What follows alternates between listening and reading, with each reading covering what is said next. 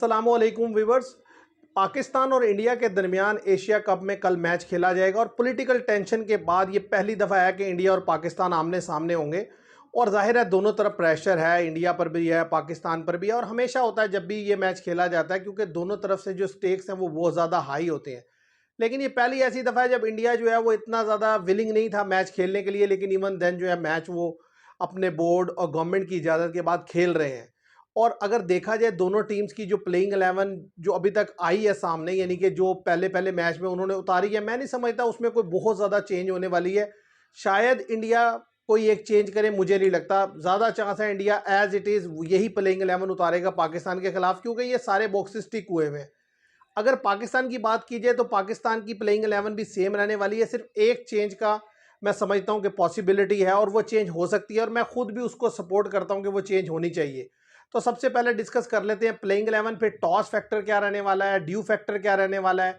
साथ ही साथ हम ये भी डिस्कस करेंगे कि दोनों टीम्स की तरफ से जो की प्लेयर्स हैं वो कौन से हैं। तो सबसे पहले अगर हम एक नज़र डालें दोनों टीम्स की प्लेइंग 11 पर, अगर सबसे पहले बात की जाए इंडिया की प्लेइंग 11 की, तो इंडिया की अगर प्लेइंग 11 को आप देखें तो जो उन्होंने पिछले मैच में उतारी उसमें अभिषेक शर्मा और शुभमान गिल ओपनिंग स्लॉट पर थे। उसके बाद संजू सैमसन थे और उनके साथ सूर्या कुमार यादव। फिर नंबर 5 पर तिलक वर्मा थे और नंबर 6 पे शिवम दुबे। नंबर 7 पे हार्दिक पांड्या और नंबर 8 पे अक्षर पटेल और नंबर 9 पे कुलदीप चक्रवर्ती और नंबर 11 जसप्रीत बुमराह। तो मैं नहीं समझता कि इसमें कोई एक प्लेयर भी ऐसा है जिसको आप ये सोच सकते हैं कि इंडिया बाहर बिठाएगा।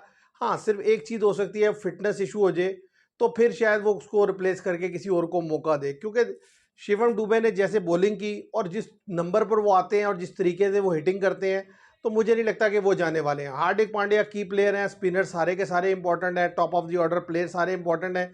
तो इंडिया की तो ये प्लेइंग 11 फाइनल है। अब अगर बात की जाए पाकिस्तान की प्लेइंग 11 की, तो मैं समझता हूँ पाकिस्तान भी बहुत ज़्यादा कोई चेंज करने नहीं वाला, लेकिन जो एक्सपेक्टेड चेंज आ रही है या आ सकती है वो मैं आपके सामने रख देता हूँ। सबसे पहले तो टॉप ऑफ द ऑर्डर ज़ाहिर साइम अयूब और साहिबजादा फरहान ही जाएंगे। वन डाउन जो है मोहम्मद हारिस खेलेंगे, जिस तरीके से उन्होंने बैटिंग की पिछले मैच में ओमान के खिलाफ। और टू डाउन पे आएंगे फ़खर जमान, और उसके बाद नंबर 5 पर सलमान अली आगा, नंबर 6 पर हसन नवाज। नंबर 7 की अगर बात की जाए तो वो मोहम्मद नवाज, नंबर 8 फ़हीम अशरफ। नंबर 9 की अगर बात की जाए तो वो अबरार अहमद होंगे। नंबर 10 शहीनशाह अफरीदी होंगे। नंबर 11 का जो स्लॉट है इसके ऊपर असल डिस्कशन है या इसके ऊपर डिबेट हो रही है, वो ये है कि क्या पाकिस्तान एक तीसरा स्पिनर लेके जाएगा सुफियान मुकीम इंडिया के खिलाफ, या हारिस रऊफ को इन करेगा। तो मुझे लगता है कि हारिस रऊफ को इन किया जाएगा। उसकी वजह यह है कि ज़ाहिर है इंडिया स्पिनर जैसा भी हो, इंडिया फिर भी कंफर्टेबल खेलता है, तो फास्ट बॉलिंग को मुझे लगता है थोड़ा सा मजबूत किया जाएगा इंडिया के खिलाफ, और हारिस रऊफ और शहीनशाह अफरीदी दोनों खेलेंगे। और तीसरे जो मीडियम पेसर हैं, यानी कि जो फास्ट बॉलिंग में हेल्प आउट करेंगे, वो फ़हीम अशरफ होंगे। और इसके अलावा स्पिन डिपार्टमेंट में जो है दो ही स्पिनर खेलेंगे, अबरार अहमद और उनके साथ मोहम्मद नवाज, दोनों बेहतर बॉलिंग कर रहे हैं। और साइम अयूब, ये एक मैं समझता हूँ बड़ा इंपॉर्टेंट प्रॉस्पेक्ट है पाकिस्तान के लिए, ये भी बड़ी इंपॉर्टेंट बॉलिंग करेंगे। तो व्यूवर्स, ये है दोनों टीम्स की जो प्लेइंग 11 मैं समझता हूँ कल के मैच में उतरने वाली है। आप देखिएगा मोर और लेस यही टीम खेलेगी।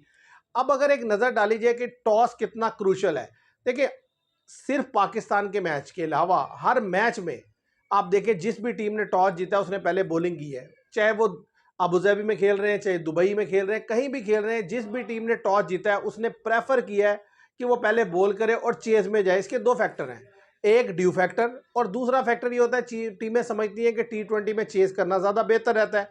अब पाकिस्तान ने बड़ा ही ब्रेव डिसीजन लिया कि मतलब चाहे एक हल्की टीम थी ओमान, लेकिन उन्होंने अपने आप को पहले खिला के टेस्ट कर लिया। अब मुझे लगता है कि पाकिस्तान ऐसी पॉसिबिलिटी है कि इंडिया के खिलाफ भी जीते टॉस और पहले खेल ले, लेकिन मैं पर्सनली फील करता हूं कि यहां पर बैट सेकंड करना ज़्यादा बेहतर है as compare to bat first. ये मेरी ओपिनियन है, आप इससे एग्री कर सकते हैं, डिसएग्री कर सकते हैं। और इसके पीछे रीज़न ये है कि इन दिनों में वहाँ पर ड्यू फैक्टर होता है। नो डाउट जो मैच ओमान के खिलाफ पाकिस्तान खेला उसमें कोई खातिर खा ड्यू नज़र नहीं आई, स्पिनर्स ने अच्छा बॉल को ग्रिप किया।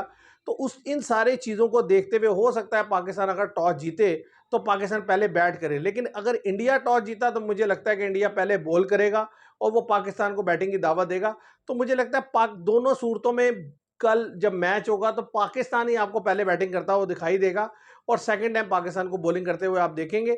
और एक बड़ा अच्छा मुकाबला इस लिहाज से मैं समझता हूं क्योंकि दोनों टीम्स में से जो मेन प्लेयर जो पिछले इतने अरसे से कंपीट करते चले आ रहे हैं, वो दोनों ही हिस्सा नहीं है। देखें, विराट कोहली नहीं है, रोहित शर्मा नहीं है, जडेजा नहीं है, अगर दूसरी तरफ से देखा जाए तो बाबर आजम नहीं है, नसीम शाह नहीं है, मोहम्मद रिजवान नहीं है। तो कहीं ना कहीं जो नए लड़के हैं वो आपस में पहली दफ़ा खेल रहे हैं। और नो डाउट कि इंडिया की जो परफॉर्मेंस पिछले 2 साल में रही है T20 में, उसको देखकर आप ये कह सकते हैं कि इंडिया जो है हॉट फेवरेट है। लेकिन पाकिस्तान की टीम के बारे में आप एक बात हमेशा से ज़हन में रखें कि अनप्रडिक्टेबल साइड है, किसी दिन भी कुछ भी कर सकती है। तो अब अगर बात की जाए कि मतलब दोनों टीम्स की तरफ से जो की फैक्टर हैं वो कौन से प्लेयर हो सकते हैं, देखिए की फैक्टर की अगर मैं बात करूं व्यूवर्स, तो सबसे पहले अगर इंडिया की तरफ से की फैक्टर की बात करूं तो इंडिया के शुभमन गिल, सूर्या कुमार यादव, हार्दिक पांड्या, ये तीनों जो है ना बड़े ही कमाल के क्रिकेटर हैं और ये की फैक्टर हैं। और इसके अलावा बॉलिंग में जसप्रीत बुमराह और कुलदीप यादव, ये 2 बॉलर्स, और इसके अलावा ये 3 बैटर्स में। बाकी जो लड़के हैं नए हैं, हो सकता है वो रन्स कर दें, लेकिन नए प्लेयर्स का प्रेशर गेम में थोड़ा मुश्किल होता है। इसीलिए मैंने इन 3 को प्रेफर किया बैटिंग में, और बॉलिंग में मैंने प्रेफर किया है कुलदीप यादव को और जसप्रीत बुमराह को। अगर पाकिस्तान की तरफ से मैं बात करूं तो पाकिस्तान के की प्लेयर हैं फ़खर जमान, और इसके अलावा मैं समझता हूं साइम अयूब। ये साइम अयूब के ऊपर बहुत ज़्यादा डिपेंड करेगा, क्योंकि वो यूटिलिटी प्लेयर हैं, मतलब वो बॉल से भी डिलीवर करते हैं, बैट से भी डिलीवर करते हैं। तो इसलिए मुझे लगता है उनकी यूटिलिटी बढ़ जाती है। तो ये दूसरे बड़े इंपॉर्टेंट प्लेयर हैं। और तीसरे इंपॉर्टेंट प्लेयर जो मैं समझता हूँ कल के मैच में हो सकते हैं, वो सलमान अली आगा खुद है एज अ कैप्टन। मुझे लगता है वो अच्छा खेलेंगे, क्योंकि अंडर प्रेशर बेहतर खेले हैं पहले भी वो। ऐसे ही अगर पाकिस्तान की बॉलिंग की बात की जाए तो मैं समझता हूँ पाकिस्तान की बॉलिंग में मोहम्मद नवाज, इब्रार अहमद, ये 2 बॉलर ज़्यादा इंपॉर्टेंट हैं। और इनके साथ साइम अयूब को बल्कि मैं इनसे भी बेहतर इसलिए रेट करता हूँ कि साइम अयूब वक्त के साथ साथ अपनी बॉलिंग को मज़ीद बेहतर कर रहे हैं। फास्ट बॉलिंग पे मैं बहुत ज़्यादा रिलाई नहीं करता, या उनको मैं इतना ज़्यादा रेट नहीं करता, क्योंकि जिस तरीके से शहीनशाह बॉल कर रहे हैं, हारिस रऊफ बॉल कर रहे हैं, करें तो हो सकता है बेहतर गेंद कर दे, हमारे पास यही 2 बड़े ऑप्शन हैं।